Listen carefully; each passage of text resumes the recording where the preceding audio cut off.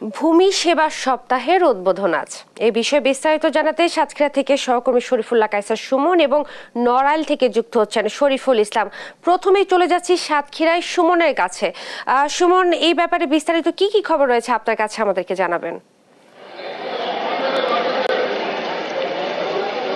Smart ভূমি সেবা, smart নাগরিক, এই প্রতিপাদ্যকে সামনে রেখে সারা দেশের সাথে সাতক্ষীরাতেও পালিত হচ্ছে ভূমি সেবা সপ্তাহ।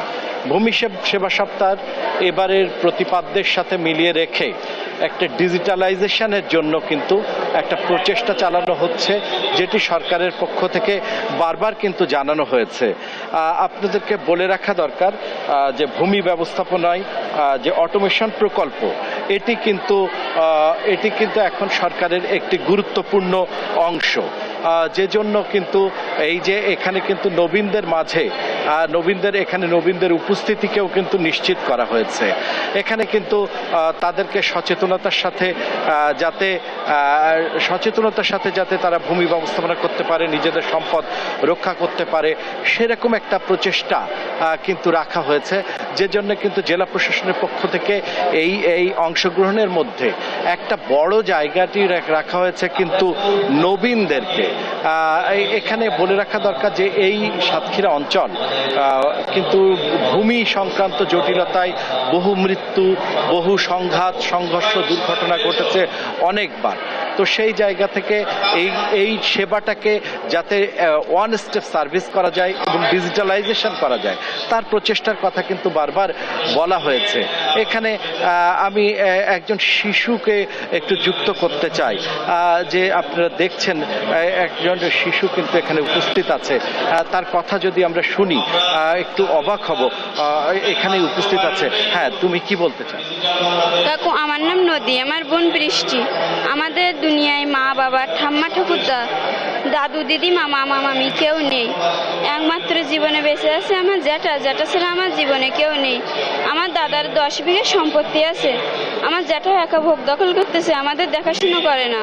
বলে কিনা তোদের দেখবো না, তোদের কিসের জন্য দেখবো, তোরা এমনকি বলা হয়েছে যে তোর বাবা নিঃসন্তান, তোর বাবার কোনো সন্তান নেই।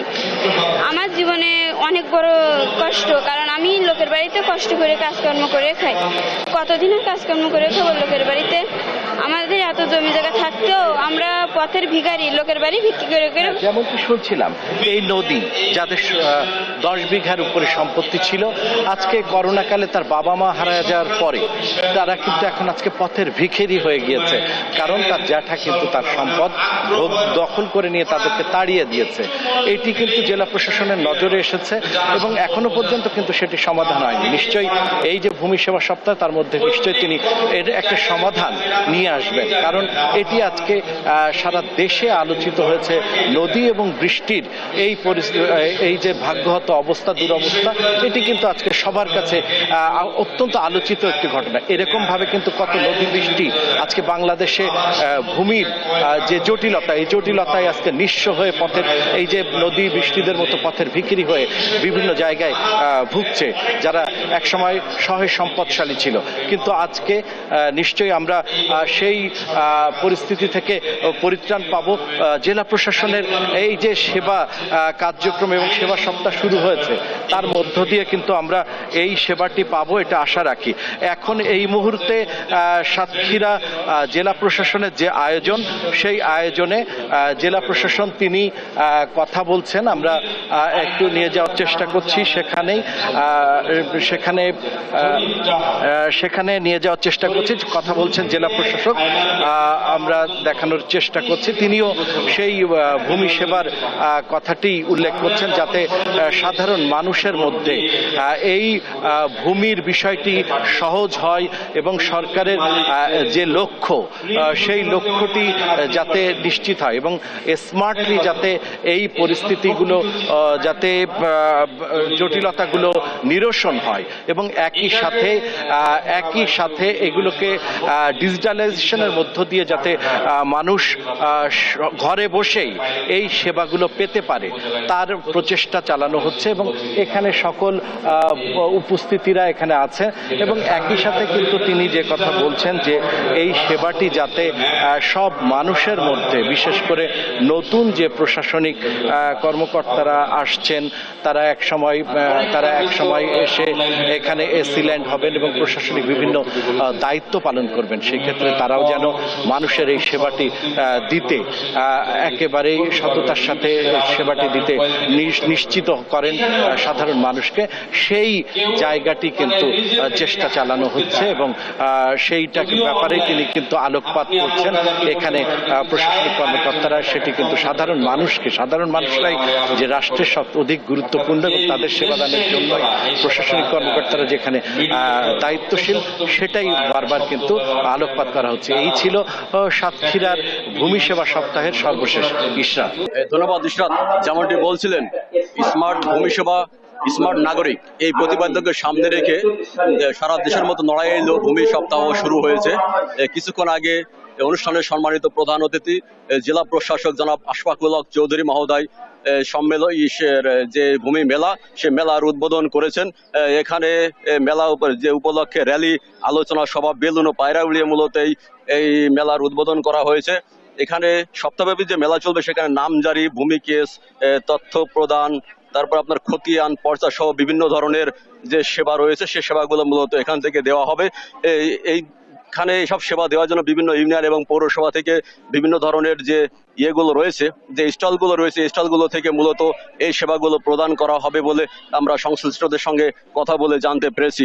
তো এ বিষয়ে আমরা আরো জানার জন্য এখানে আজকের যে ভূমি যে সেবা সপ্তাহ এর উদ্বোধন করলেন মাননীয় জেলা প্রশাসক মহোদয়। এখানে উপস্থিত রয়েছেন অতিরিক্ত জেলা প্রশাসক রাজস্ব জনাব জুবাইর হোসেন চৌধুরী, উপস্থিত রয়েছেন নড়াইল পৌরসভার সুযোগ্য মেয়র আঞ্জুমান আরা, উপস্থিত রয়েছেন সদর উপজেলা নির্বাহী অফিসার শারমিন আক্তার, উপস্থিত রয়েছেন সহকারী কমিশনার নড়াইল সদর সহ অতিথিবৃন্দ। আমরা জানতে চাইবো আসলে আজকের এই মাননীয় প্রধান অতিথি রয়েছেন আমাদের এখানে জানতে চাইবো যে আসলে ভূমি সেবা সপ্তাহ যে আজকের যে প্রোগ্রাম রয়েছে এই প্রোগ্রামের মূল উদ্দেশ্য কি সে বিষয়ে আমরা একটু জেলা প্রশাসক মহোদয়ের কাছ থেকে জানতে চাইবো।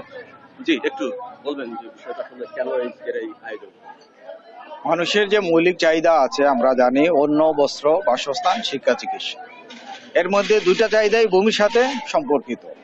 আমাদের যেমন বাসস্থানের জন্য ভূমির দরকার, তেমনি আবার অন্যের জন্যই আমাদের ভূমি কর্ষণের দরকার।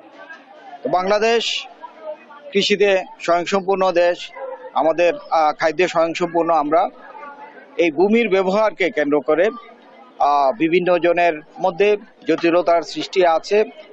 ভূমির আইন কানুন একটু জটিল বিষয়, সেটাকে সহজভাবে উপস্থাপনের জন্য এবং মাননীয় প্রধানমন্ত্রীর যে স্মার্ট বাংলাদেশের স্বপ্ন, সেই স্মার্ট বাংলাদেশের স্বপ্ন বাস্তবায়নের জন্য এই ভূমি সেবাকে আমরা স্মার্ট সেবায় পরিণত করার জন্য বিভিন্ন রকমের ব্যবস্থা নিয়েছি।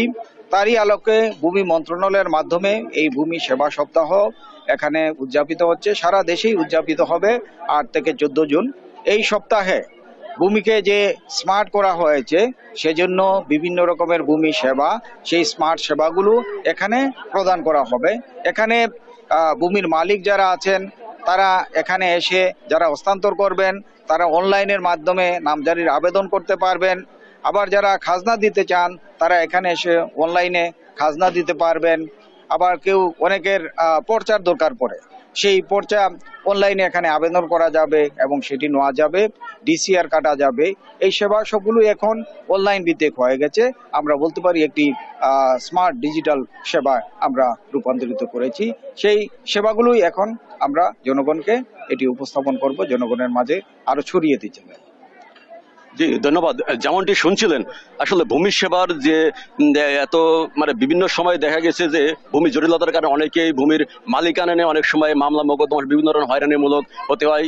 আর বর্তমান সরকারের যে ডিজিটাল সেবা থেকে যে স্মার্ট বাংলাদেশের যে কার্যক্রম শুরু করছেন সেই কার্যক্রমের অংশ হিসেবেই মূলত এই ভূমিকেও যে দলিল বা অন্যান্য যে পর্চা, খতিয়ান সবগুলো অনলাইনের মাধ্যমেই যে চলমান রয়েছে সেই কার্যক্রমগুলো মূলত মানুষের মাঝে ছড়িয়ে দেওয়ার জন্য মূলত আজকের এই ভূমি সেবার যে অনুষ্ঠান রয়েছে সেই কার্যক্রম মূলত শুরু করেছেন মানুষদের জানার জন্য এবং বোঝার জন্য। এখানে এসে তাৎক্ষণিকভাবে তারা বিভিন্ন ধরনের সেবা এখান থেকে নিতে পারবেন। তো ইসরাত, এই ছিল নড়াইল থেকে ভূমি সেবার অনুষ্ঠানের সর্বশেষ।